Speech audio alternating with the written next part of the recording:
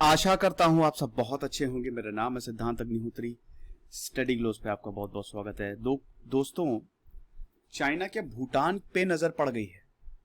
ये बड़ी टेंशन वाली बात है कि जो चीन है वो धीमे धीमे भूटान को इन्वेड कर रहा है तिब्बत के बाद। क्या स्टडी है, चौंकाने वाली स्टडी है, हम इस लेक्चर में जानेंगे। तो चलिए आगे बढ़ते हैं। चैनल को सबसे पहले आप सब्सक्राइब कर दें, 1 सेकेंड लगना है, दैट्स इट। सब्सक्राइब कर दें। और हमारा यूपीएससी का फाउंडेशन कोर्स लॉन्च होने वाला है यार। फाउंडेशन कोर्स लॉन्च होगा 28 तारीख को। हमारी ऐप आ रही है, मजा आएगा। फाउंडेशन कोर्स का दोस्तों प्राइस उतना ही है जितना हम सस्टेन कर पाए। इंस्टा पे मुझे फॉलो करिए, टेलीग्राम पे फॉलो करिए। तो भूटान की बात करें, ये आप देख सकते हैं, ये है भूटान और ये है चाइना। ये आप मैप में, बड़े मैप में देखिए, बहुत ही ज्यादा इंपॉर्टेंट है। ये तो खैर डोकलाम वाला, पिछली बार जब डोकलाम का इशू हुआ था तो पिछली बार तो वो वहीं का ही मैप है, लेकिन ये भूटान इसमें आप देख रहे हैं। ओके, अब एक लैंड लॉक्ड कंट्री है भूटान और एक बहुत ही पीसफुल जगह है, बहुत ही पीसफुल। देश की पॉपुलेशन ही खाली 8 लाख के करीब है। भारत का बहुत अच्छा दोस्त है। भारत का दोस्त नहीं है, भारत का छोटा भाई है। भारत भूटान को छोटा भाई मानता है। भूटान से बहुत सारे लोग भारत में आते हैं। भूटान एक कॉन्स्टिट्यूशनल मोनार्की है, बुद्धिज्म यहां पे, और बहुत ही पीसफुल देश है, बहुत ही छोटा है। अगर पॉपुलेशन वाइज की बात करें तो दुनिया में 160वां देश है, एरिया वाइज 133वां। बड़ा प्यारा देश है। यहां पे 75% लोग यहां पे बुद्धिज्म को फॉलो करते हैं और 23% बाकी बचे हुए हिंदुइज्म को। तो आप समझ ही सकते हैं मैं क्यों बोल रहा हूं भूटान, नेपाल, ये सब भारत के छोटे भाई हैं। 17वीं सेंचुरी में 1616 से लेकर 1634 तक 18 सालों तक भूटान को पूरा यूनिफाई किया गया। और उसके बाद हम ये देखते हैं कि भूटान जो है वो अस्तित्व में आया। फिर यहां पे राजा महाराजाओं का रूल हो गया, मतलब यहां राज करने लगे। हाउस ऑफ वांगचुक 1907 में। और जब भारत आजाद हुआ तो 1949 में हमने भूटान के साथ ट्रीटी साइन की। हमारा एक स्पेशल रिलेशनशिप है भूटान के साथ। भूटान एक प्रोटेक्टेड स्टेट है, लेकिन इसके बावजूद Bhutan is not a protectorate in India of India. मतलब भूटान एक तरीके से भारत का ही पार्ट है, लेकिन ऑफिशियली हमने भूटान को अपना पार्ट नहीं बनाया है। मतलब ऐसा थोड़ी ना बोलेंगे भूटान, लेकिन हमने इसको सब कुछ दिया है। भारत का पार्ट मतलब ये नहीं कि भारत, ये प्रोटेक्टेड स्टेट है, हम इसकी रक्षा करते हैं। कल को भूटान पे खतरा आएगा तो सबसे पहले हम पहुंचेंगे भूटान को बचाने।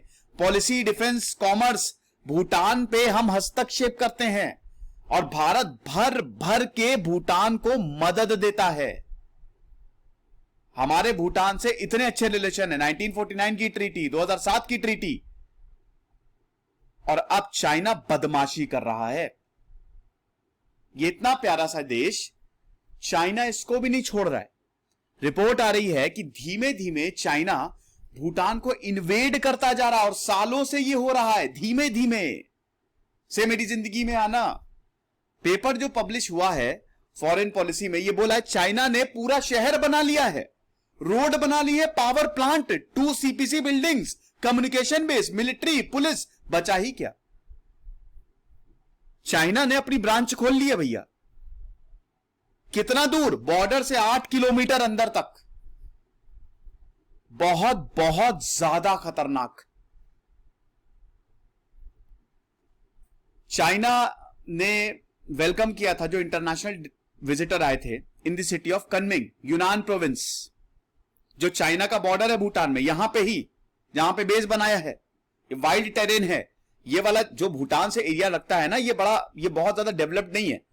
ये यहां पे माउंटेनियस रीजन है, पूरा हिमालयन रेंज कवर करता है, इसीलिए तो ये कर रहा है। अब देखिए, चाइना की पॉपुलेशन तो 140 करोड़ है, लेकिन भूटान की पॉपुलेशन सिर्फ और सिर्फ 8 लाख है। और अगर ऐसा ही चलता रहा तो बहुत जल्द बीजिंग जो है अच्छा खासा भूटान का भी हिस्सा ले लेगा, ये रिसर्च पेपर ने बोला है।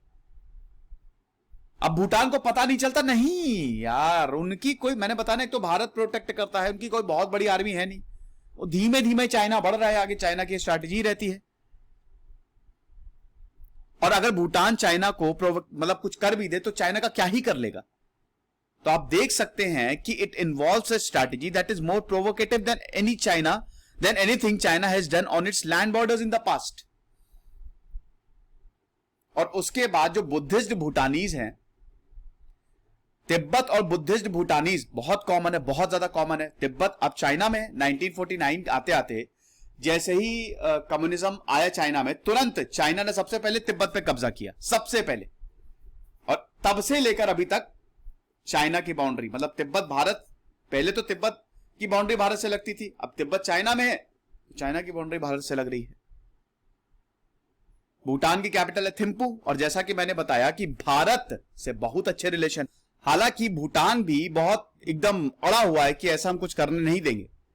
देखिए, वैसे कुछ एक्सपर्ट्स का यह भी बोलना है कि एक्चुअल में जो टारगेट है वो है इंडिया।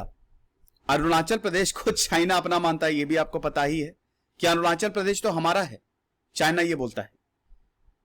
भूटान में भी यही प्रॉब्लम है। तो भूटान पे देखिए, भूटान बहुत स्ट्रैटेजिक है, बहुत ज्यादा, बगल में ही डोकलाम है। तो भूटान पे अगर चाइना आता है तो समझ लीजिए भारत की मुसीबतें हद से ज्यादा बढ़ जाएंगी। धीमे धीमे लेकिन तेजी से, आगे धीमे धीमे बढ़ रहा है, बट जहां पे बढ़ा है वहां पे तेजी से डेवलपमेंट हो रहा है। पूरा का पूरा शहर बना रहा है जिसको इंटरनेशनली रिकॉग्नाइज किया जा सकता है। ये साउथ चाइना सी में भी चाइना यही कर रहा है। बोलते रहो पूरी दुनिया ये पास करते रहे, वो पास करते रहे, लेकिन चाइना प्रॉब्लम ये कि वो इंप्लीमेंट कर रहा है। और भूटान पूरा हिमालय में आता है, भूटान ज्यादा कुछ कर नहीं सकता इस पे, यही सबसे बड़ी चिंता की बात है। चाइना को पता है कि 1998 का एग्रीमेंट जो डिस्प्यूटेड टेरिटरी है, चाइना बोलता है कि जो 12% भूटान की टेरिटरी है वो हमारी है, जो थिम्पू गवर्न कर रहा है। इसी को सुलझाने के लिए अभी कनमिंग में दोनों देश बैठे, और चाइना ने इस डिस्प्यूटेड टेरिटरी में रोड्स बना लिए हैं, टेरिटरी बना लिए हैं, घर बना लिए हैं, ऑफिस बना दिए हैं। इसको ग्याला फुग बोला जाता है चाइनीज में, समझ रहे हैं आप। तो बहुत सारे लोग अब यहां पे रहने लगे हैं, और यही बोला जा रहा है कि भूटान ज्यादा इसमें कुछ कर नहीं सकता। ऊपर से आपको एक और चीज दिखाता हूं, यहां पे सतकिंग है, सतकिंग वाइल्ड लाइफ सेंचुरी है, ठीक है, नीचे है थोड़ा सा। वो चाइना से बॉर्डर भी शेयर नहीं करता, तब भी चाइना बोल रहा है वो हमारा है। भूटान का इससे भी मूड खराब है कि ये तो बॉर्डर भी शेयर नहीं कर रहा है, तब भी आप बोल रहे हो ये आपका है। वाह जी जिनपिंग, वाह। ये लेक्चर था दोस्तों, खतरनाक होता जा रहा है चाइना, इसको कंट्रोल करना पड़ेगा। खुश रहिए, पढ़ते रहिए। इधर से सिद्धांत अग्निहोत्री साइनिंग ऑफ। और जैसा कि मैंने बताया कि हमारा फाउंडेशन कोर्स बहुत ही जल्द ऐप पे लॉन्च हो जाएगा। ऐप कब आ रहा है सर? 28 तारीख, 28 को हम ऐप लॉन्च करेंगे दोस्तों। कोर्सेज पेड होंगे, कुछ कोर्सेज पेड होंगे, कुछ फ्री होंगे।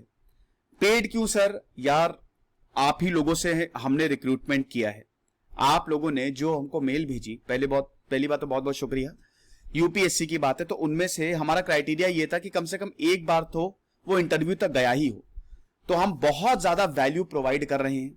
अब वैल्यू प्रोवाइड कर रहे हैं दोस्तों, तो हमको पैसा भी देना पड़ेगा उन फैकल्टीज को, तो हम उतना ही ले रहे हैं जितना हम सस्टेन कर सके। वैसे ये कोर्सेज बहुत महंगा, लाखों लाखों का बिकेगा, लेकिन हमने इतना कम प्राइस रखा है, इतना कम प्राइस रखा है कि आप देखेंगे तो आप चौंक जाएंगे, अरे सच में। तो वेट करिए दोस्तों, अभी सब चीजें हम रिवील नहीं करेंगे, धीमे धीमे चीजों को रिवील किया जाएगा। पर्सनालिटी डेवलपमेंट कोर्स भी बहुत जल्द लॉन्च होने वाला है, उसका तो कोई प्राइस नहीं है, बस मिनिमली है, वो तो कुछ टाइम बाद हम फ्री ही कर देंगे। अभी दोस्तों थोड़ा सा सस्टेनेबल मॉडल हमको लेके चलना है, क्योंकि नया नया सब शुरू किया है, बहुत अच्छी ग्रोथ हुई, थैंक यू सो मच। और इसको ग्रो करते रहो यार, ग्रोथ थोड़ी रुक भी गई है, तो 1 मिलियन तो सब्सक्राइबर करो ही करो। फिलहाल और क्या बचा, और खबरी पे मैं आ गया हूं, डिस्क्रिप्शन में है, लिंक दिया हुआ है, टेलीग्राम पे आप फॉलो करिए, सब जगह फॉलो करिए। फिर स्टडी ग्लोस के सोशल मीडिया हैंडल्स भी अलग बन जाएंगे, वहां पे आपको सबसे पहले अपडेट मिला करेगी। तो ये लेक्चर था, आई होप आपको पसंद आया होगा। चाइना पे अभी बहुत कुछ आने वाला है, चाइना पाकिस्तान पे, क्योंकि काफी हलचल, मतलब हलचल जो है इस एरिया में अब दोबारा से शुरू हो गई है। खुश रहिए, पढ़ते रहिए। इधर से सिद्धांत अग्निहोत्री साइनिंग।